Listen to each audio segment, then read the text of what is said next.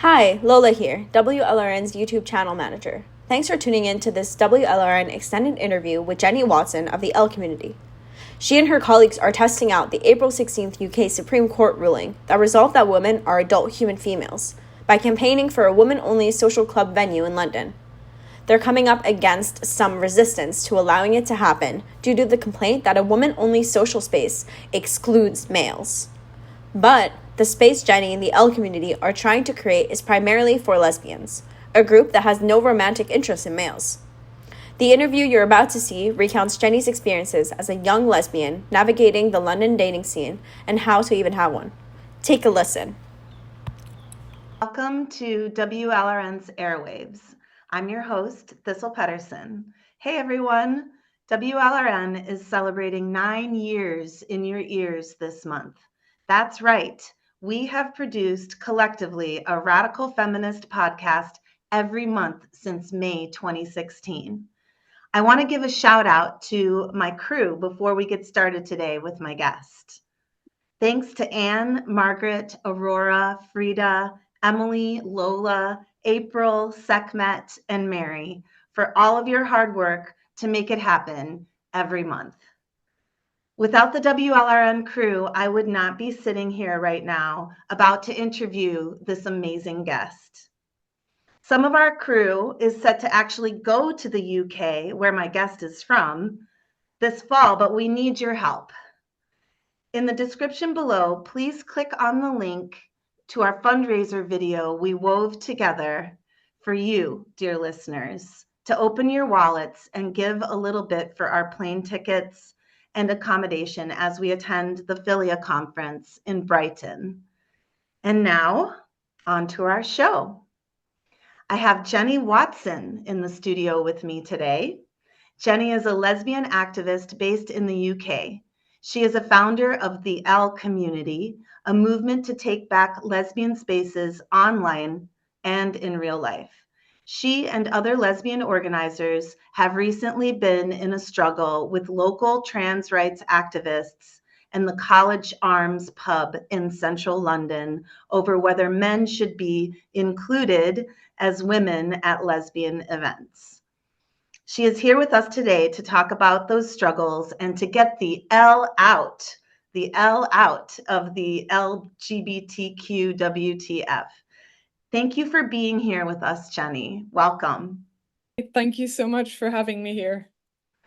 Yeah, it's an honor. It's especially exciting to talk with a lesbian from the UK right now because everybody all over the world is celebrating the recent April 16th ruling by the Supreme Court in the UK and its impact. What do you think of this ruling? What kind of impact is it going to have for lesbians in the UK? So it was a fantastic ruling, and we're all very, very pleased about it. So basically, before the law was grey, so men with certificates, they caused legal fear. So venues told me privately, we support you, but we can't afford a legal fight. So we had lots of cancellations happened, not because of disagreement, but because they were scared, basically. So big pub chains, they feared damage to their whole brand if they allowed our female-only events. You know, we weren't disruptive. We just wanted female-only events that exclude men, you know? Mhm. I mean, that should be obvious. Lesbian events should exclude men. Well, and now under this ruling, is that the case? Are these pubs now going to be able to, without fear, allow you to have events? Well, this is the thing. So now the law is clear, right? So biological sex, it matters. Certificates, they're meaningless. You know, they don't override it. And venues can legally defend women-only spaces was out for a year because of this ruling. So that's, yeah, a massive victory, and we've been waiting Are so you going long to for test this. it out? I mean, can you go back to what's it called, the College Arms pub, and Well, see if you sorry, pardon me, you continue. that's okay, and see if you can organize an event there? Well, this is where it all began. So I'd been running lesbian events for, what was it, about 7 years. So we did two speed dating events monthly. We did meet and mingles every single Saturday, and we brought in about 100 women each and every Saturday, and about 30 to 40 from the speed dating. So that was 6 events, right? So we were reaching well beyond 100. Um, so whenever I said enough is enough, we're not having these men in our spaces. And so basically the backstory is whenever I first started doing these events, I had absorbed the widespread mantra that we were all in this fight together, including the T. And then I peaked at London Pride. I don't know if you've heard of the action Get the Alibite, maybe. It was in 2018. They did. If I have, but if you want to describe it for our listeners, go for it. So, I mean, so I'd been doing events for years, but like I said, I'd absorbed the mantra. I thought we were in this battle together, including the T. And that we're stronger together, and it's divisive if you don't unite, and all of that. Yeah. Exactly, exactly. And then when I saw that action, it was so powerful to me because until that point, I'd just been surrounded by people who weren't of that perspective. And so when I saw that action, it was like nothing at all, and then everything absolutely all at once. It all made sense, and it was like I was, reconnecting to something that I missed without even knowing that I was missing it, What right? was the action for those who don't know? So it was a group of, I think, about 6 women, and we could say, disrupted London Pride, but they weren't violent or anything like that. They just had their own banners, This lesbian, was not queer. 2018. 2018. They were out front in the Yeah, they were. parade. They Hmm. were. They were. And it made, pink news, all of Hmm. these public. And what one of their banners, I think, said trans activism is misogyny or something like that, or trans activism harms lesbians or something like that. Yeah. And that was taken to be so hateful.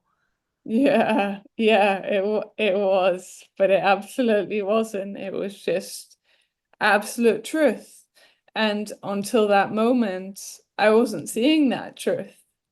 And then when I saw these 6 women come together, it hit me like a freight train. Right, because the TRAs were there too, and they were giving those 6 women a lot of grief, like Oh, even and they physically. suffered for it. They suffered, so much for it. They were Hmm. labeled bigots, and they got so much abuse. But for women Yep. like me, who'd never been exposed to that, because I thought we were all in this fight together, be kind, Right. all of that. Oh, or the other thing I hear is, oh, that's just a few bad apples. Not all trans people are like that. What do you say to that? Well, so from about 7 years of event organizing, I've seen firsthand Now, that's simply not true, because the most dangerous men were showing up to our events. And we've had so many inappropriate behaviors from them. We've had men turn up with, believe it or not, a purple latex outfit sporting a full erection. And he did that clearly to intimidate women at that event. And, What year did that take place, that incident? that was 1 year before I did the policy change for our events. And worse happened. So 2017? Yes, yeah. Okay. What And happened after you made the policy change? Did they still show up, or it got so much worse. We got activists were turning up. They were scaring women. They were doing did they flyers. come in groups? They came in groups. They had masks. They were doing flyer drops. They So were coming to a bar. yeah. And they were doing flyer drops. So we had a speed dating event, and then women were 30 minutes in, and then this group of men in masks went to the top of the stairs and dropped flyers, and they were scattered all over the floor, hundreds of them. You're 30 minutes into a lesbian speed dating event, and all the women had to stop, and we had to collect the flyers, right? I mean, it was supposed to be a nice event for lesbians to What connect. did the flyer say?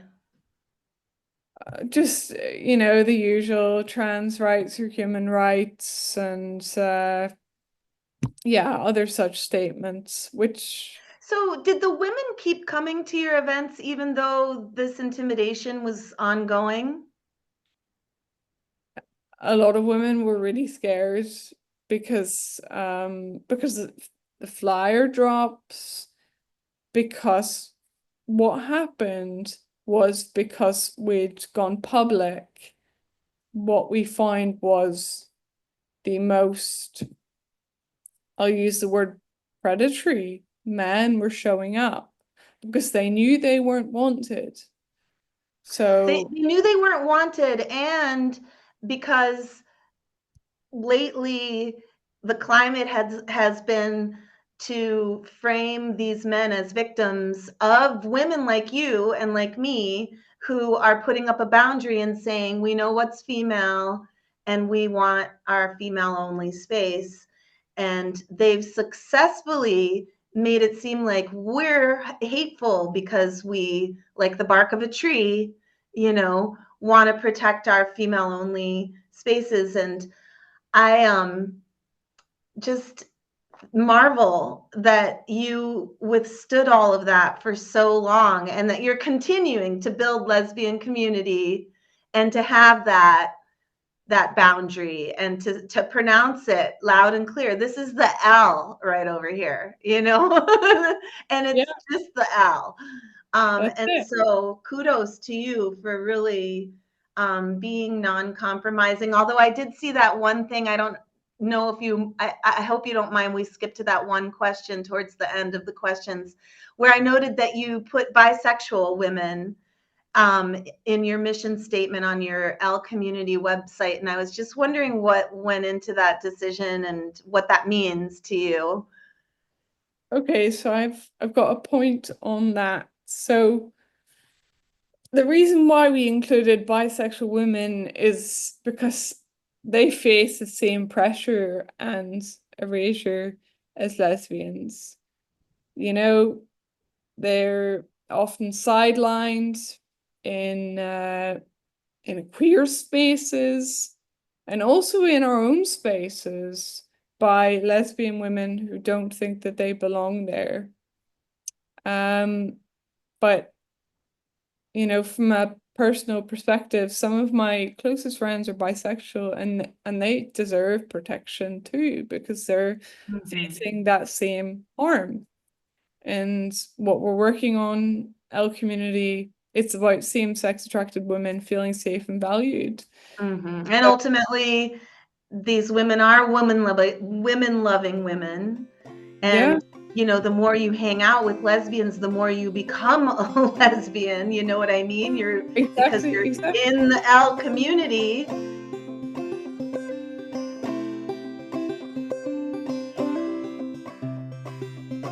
I am resilient. I trust the movement. I negate the chaos, uplift the negative. I'll show up at the table again and again and again. I'll close my mouth and learn to listen. Whoa, whoa, oh, oh. Whoa, whoa, oh, oh. Whoa, whoa, oh, oh. Whoa, whoa, oh, oh.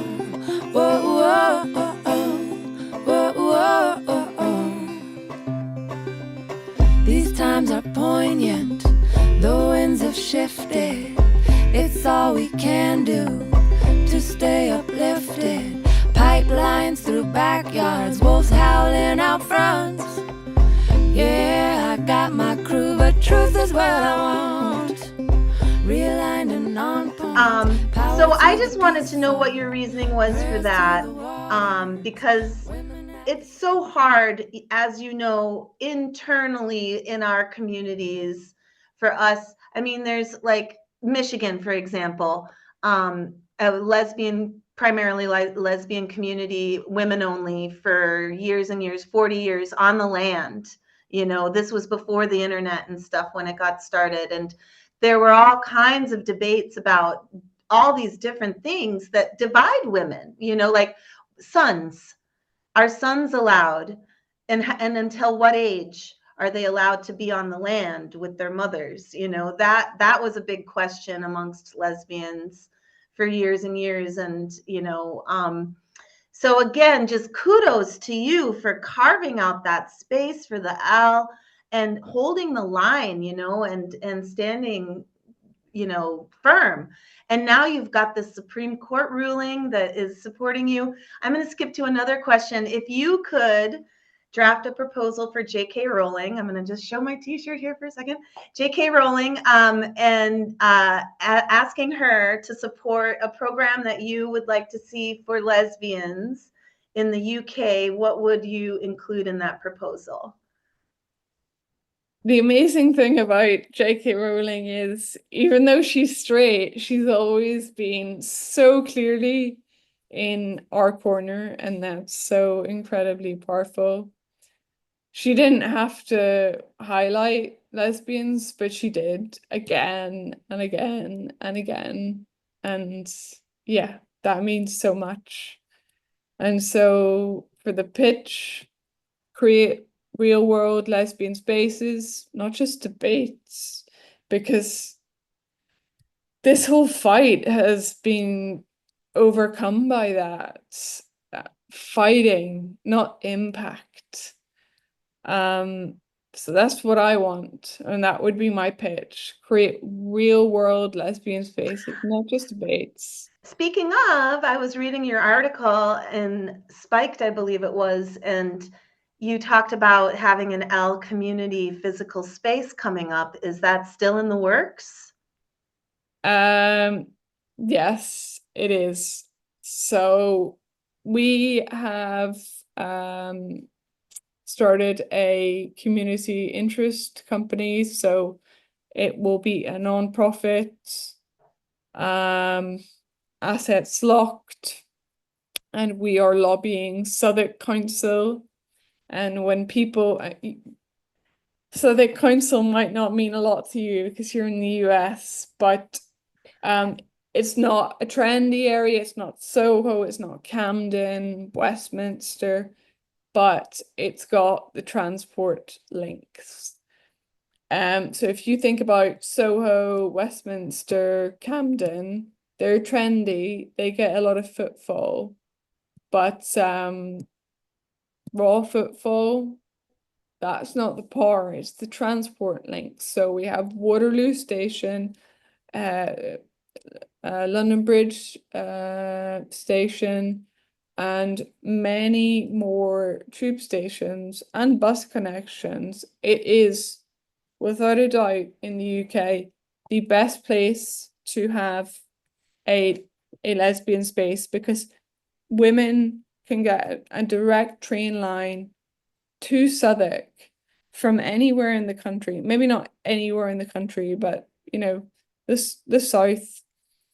So it's a really, really powerful area, and also they have a abundance of arches, railway arches, which is what we're looking for and we've applied for, and they're unused and they're publicly owned, and we have a safeguarding rights to have those spaces. They have engaged with us. They've deflected. We've given them a final deadline. They missed the deadline. We're in the process of escalating to the Equalities Commission.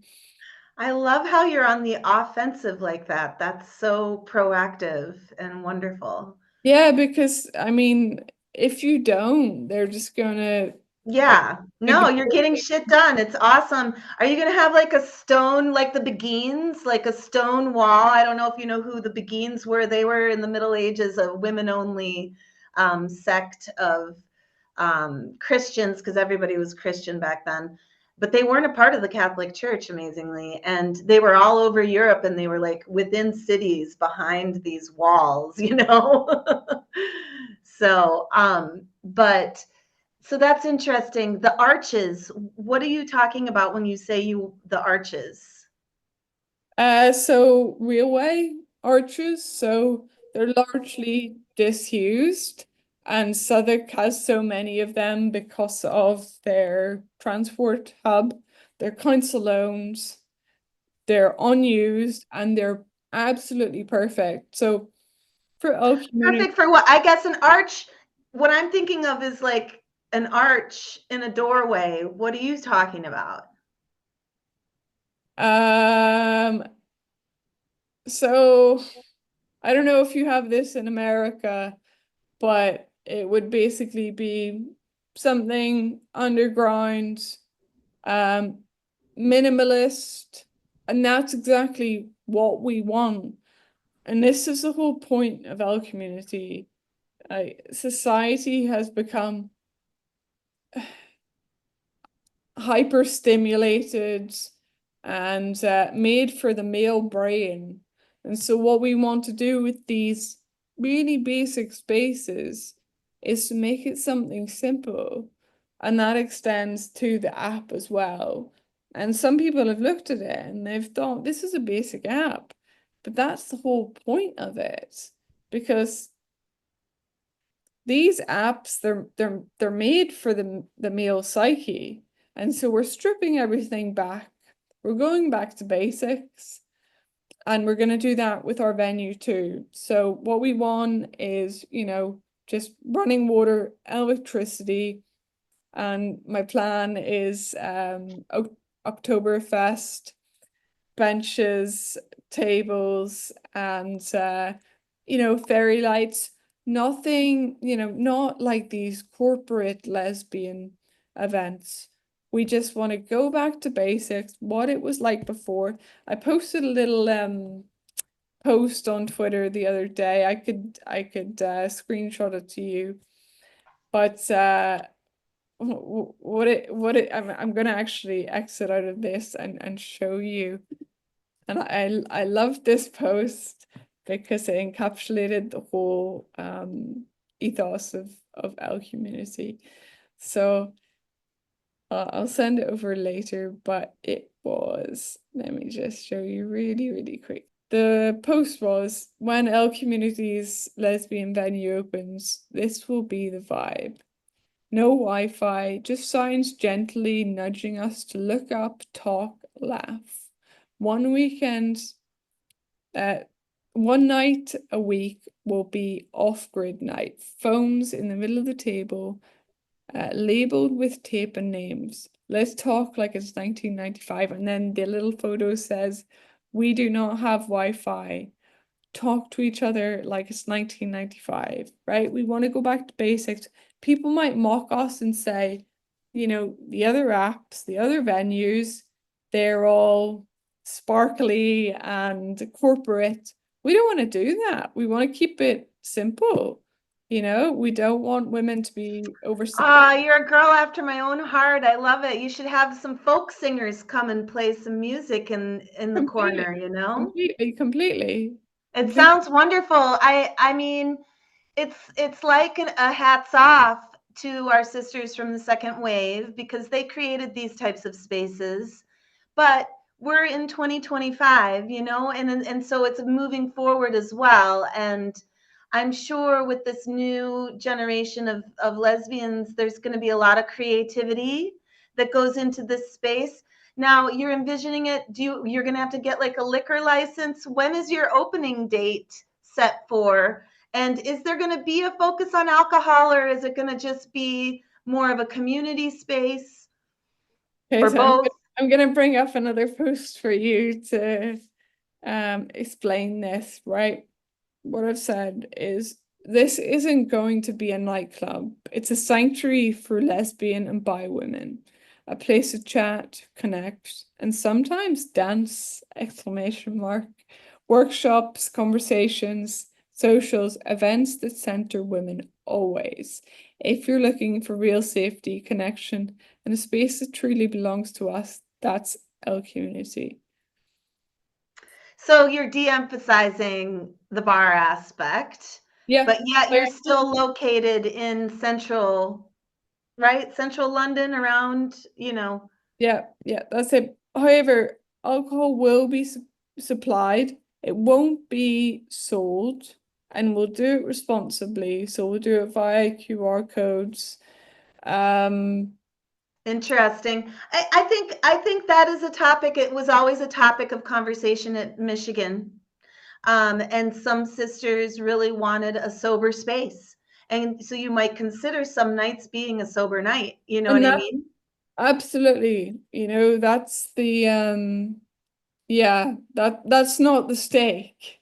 That's the salad, basically, the alcohol. We'll have Right. some events with alcohol.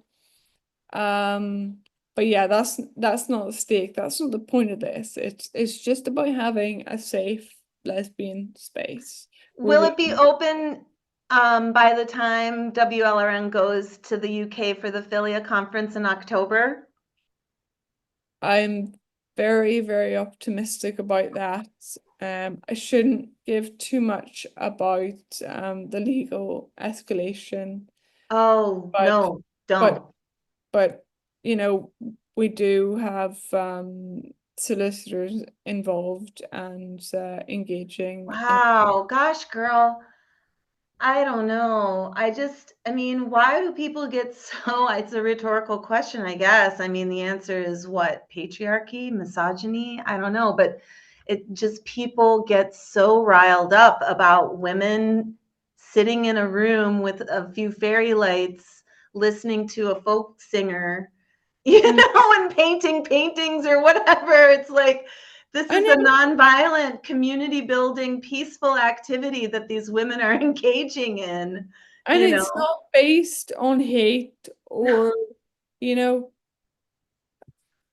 when I was in my university days, I lived in a house share with 4 people, 2 gay men and one woman who identified as a man, and I still respect her. We're not still in contact, but it didn't end poorly. But I have the utmost respect for her, and it's not about trans hate. It's simply about protecting female-only spaces because we deserve that. Yes, but trans is about hatred of women. Conversely, this is just Darvo on steroids. Darvo being deny, accuse, reverse, victim, and offender. And that's a term because men have been doing this for years. You know, if women who are being stalked by men, often when they report their stalker to the police and the police come and knocking, oh, she's stalking me, you know. Well, that So happened to me actually. I don't know if you heard. I think I spoke about it at the FQT. WCI. That's it. So when I was violently assaulted by the security, they didn't give me a chance to leave. They publicized it on Pink News and tried to claim that I refused to leave. My video evidence shows that's not the case. They refused to give me my belongings, which included my keys to get home, my phone battery charging bank, and my because I'd taken so much recording of what happened, my battery drained and I couldn't get home and I had Apple Pay, so I was a lone woman, and in the early hours of the morning, and I approached police to explain this to them. They went to the venue, and they came back to me and they said, well, you must have got chucked out for inciting a hate crime because that's what you're saying. But I didn't. I stayed in my own corner with my own women. We just ran an L community event, didn't look at these men.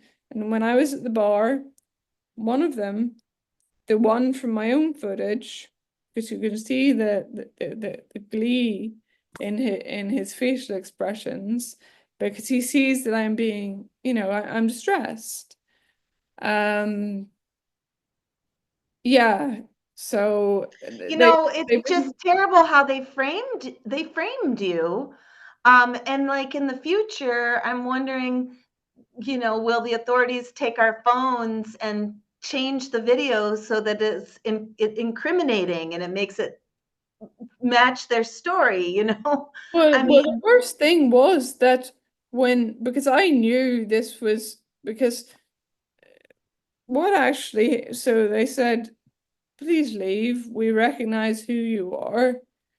And I complied. I walked up the stairs and I said, I can't leave without my charging bank and my keys in my jacket. So please, can you retrieve that? And if you look at my own footage, it was, I was seconds from taking it from them. They didn't give me that opportunity, and they put their hands on me seconds before I could take my jacket. So it wasn't, it wasn't about me being a problem. It was about control, and it was a man who did this, right? And then a female one joined in, and then another joined in, and then I had my full drink in hand. I didn't resist. I just went limp because I was shocked. And then they dragged me. My full glass of beer was thrown over me. I was dragged, thrown at the bottom of the stairs. And then, as I said, my phone was wrestled from me because they knew what they were doing was violent. And they didn't want that to be recorded. And they dragged me up the steep flight of stairs. And the incredible thing is, when I flagged down some police officers and they talked to them, they accused me of inciting a hate crime. And I have all of this on video. So great. And I hope that our society continues to be able to use video as evidence if it's untampered with, that the techies can tell if something's been tampered with or not, or if it's AI or whatever, because shit, like, what a society. We need to be able to get these guys. Like, they can't frame us like that, like, I was absolutely disgusted by the police response. The police not helping a single woman out there on the street without, her beer spilled all over her. And like, I think I heard you say you didn't have your keys or your jacket. Yeah. Yeah. I mean, so then you were helpless on the street. I couldn't get home because I'd recorded so much, so my battery had drained, and I couldn't get home. They left a lone woman at what, 1 a.m. to what? And the police didn't come to your aid. So then No, how did you get and they home? accused me. So they spoke to the venue and they took And then they took the venue side. You know, Jenny, similar things have happened to me here in Madison with bar owners, not the police so much. Thankfully, the police in Madison have been, knock on wood, but they've protected us when we've tried to do some speakers corners here after the Sisters for Sisters conference, but we don't do them anymore because the TRAs have just been so violent. And so anyway, it's hard to organize women in an atmosphere of violence, especially when and they know, we all know that these women just want to get together and play board games, and get to know each other. It's nothing more than that. For example, yesterday we did a silent tribute at Parliament Square because the week prior, trans activists, they defaced the suffragette statue. Yep. They pissed beside it. On turfs. Yep. Yeah. They pissed beside it. But we don't go to their protests. We do a tribute. We left, I don't know, 40 bunches of flowers. And that time the police were on our side.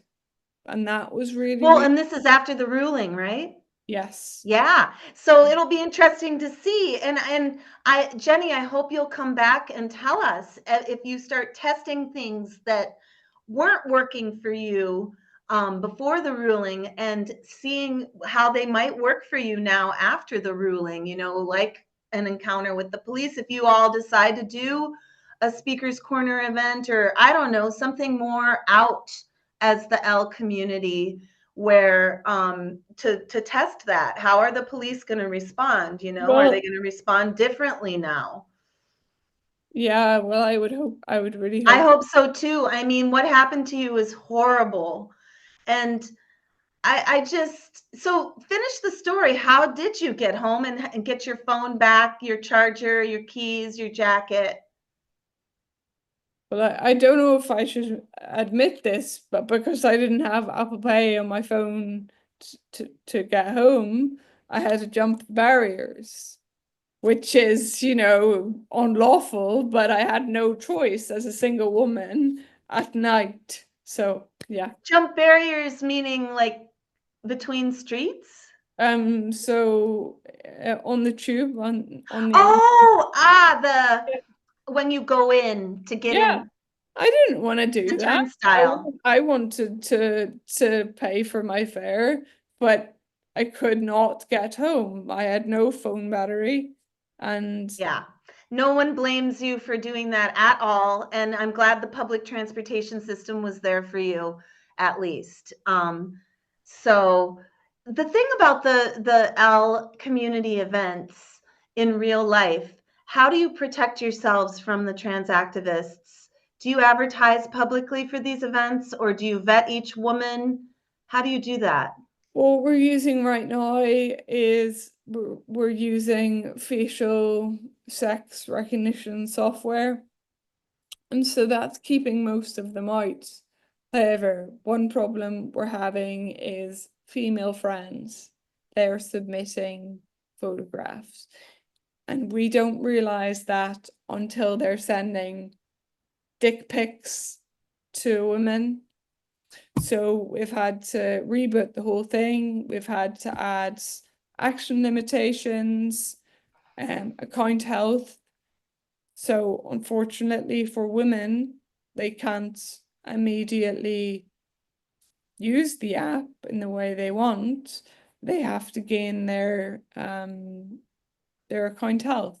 before they can actually use the app properly. So it's based on account health. So when you first join, you can't really do much. And then the more you engage, your health rating goes up. Because what we were finding was when we didn't have that, these men, they were joining, in absolute masses. And the first thing that they were doing was they were sending explicit sexual photographs and messages to women. And at first, I thought, how is this happening? Because they were using female friends, right? And so we had to reboot the whole system. And it's worked. It's worked. How many women are actively using the app? We haven't actually started promo now because we've had so many problems, right? So when we first started, it was supposed to be formally launched on the 6th of June. But then because of all this male infiltration, we had to add these action limitations. We had to get a full team of women to review every single application. And that cost us so much time and stress. But yeah, we got there. We got there. So how many women are in the L community approximately? So we have about 1,000 as members without any promo. Well, I mean, we've done a bit of media, but we haven't used our network, which is the strongest thing because we did those events for 7 years, and that's community trust, right? So on social media, we were getting likes and we were getting names retweeting, but it didn't really help. What helped was that we ran these events for 7 years, and that built trust.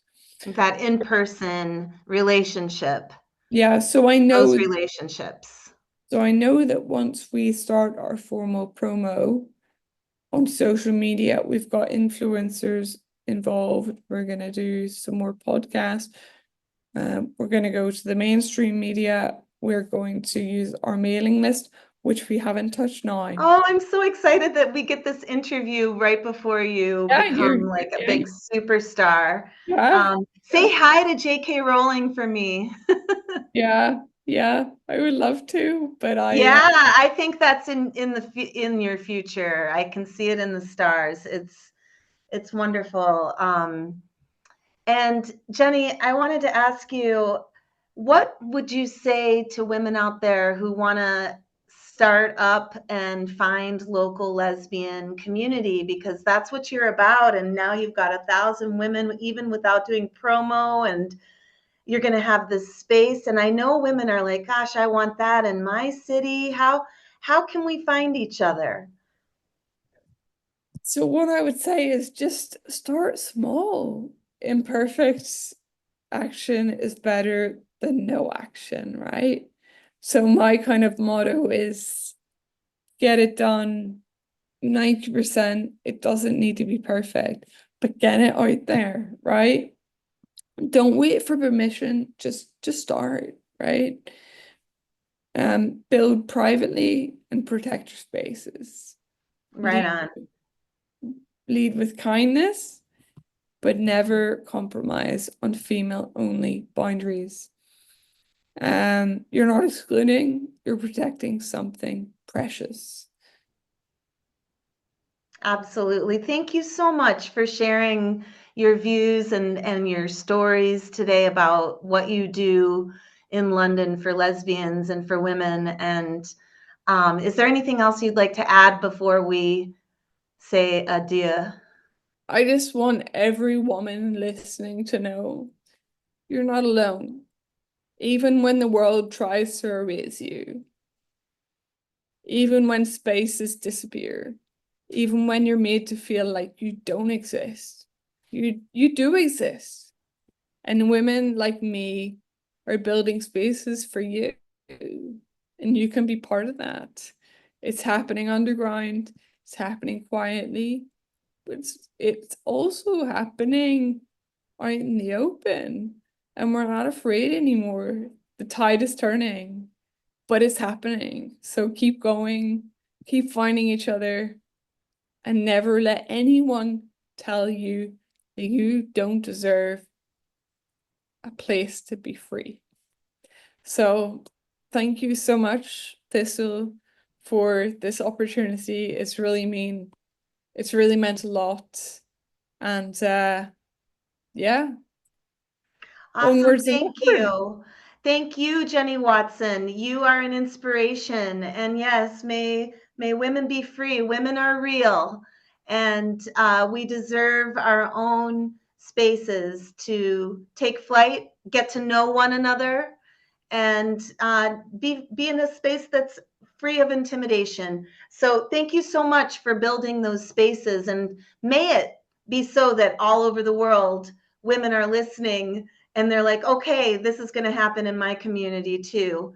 And let's just connect up, have a worldwide global web of lesbian communities, basically. So L Community, I love that title that you have for your organization. It's just And so thanks simple. again. That's the thing, you know? Yeah, it's so simple. Get the L out. L Yeah. Community, love it. And just one final thing, if that's okay. So just a little plug. So the website is thelcommunity.com. If you want to find out more, you can become a member. We have a community timeline. Women, for example, if they are looking for new housemates, they'll publish that there. We just do daily chat. We have a WhatsApp group. We're doing a march for lesbians on the day of London Pride in Parliament Square. We have the whole square for us. And if do you need to be from London to join the L Community? No, and this is the thing. It is worldwide. Our app is for women from every country. Oh, wow. So I could no. fall in love with a sister from India, for example. You absolutely could. You absolutely could. So yeah, Wow. we're doing digital events every Sunday at 7 p.m. We've got women from Canada, Australia, America, UK, and elsewhere.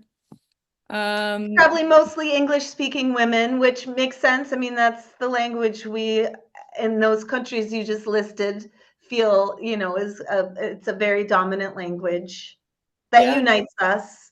So that makes sense. Yeah, but it's just to make it clear, it's not just UK specific.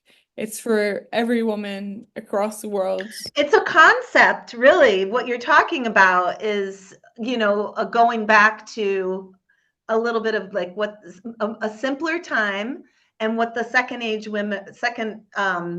wave women were doing with their consciousness raising groups and being in person, face to face, creating a network.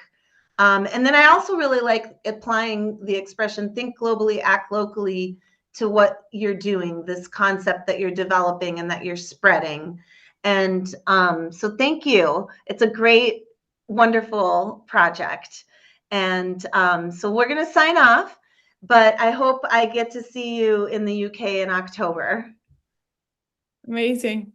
So thank you so much for the opportunity. I really appreciate it. But how will we find our way out of this? What is the antidote for the patriarchal kiss? How will we find what needs to be shown?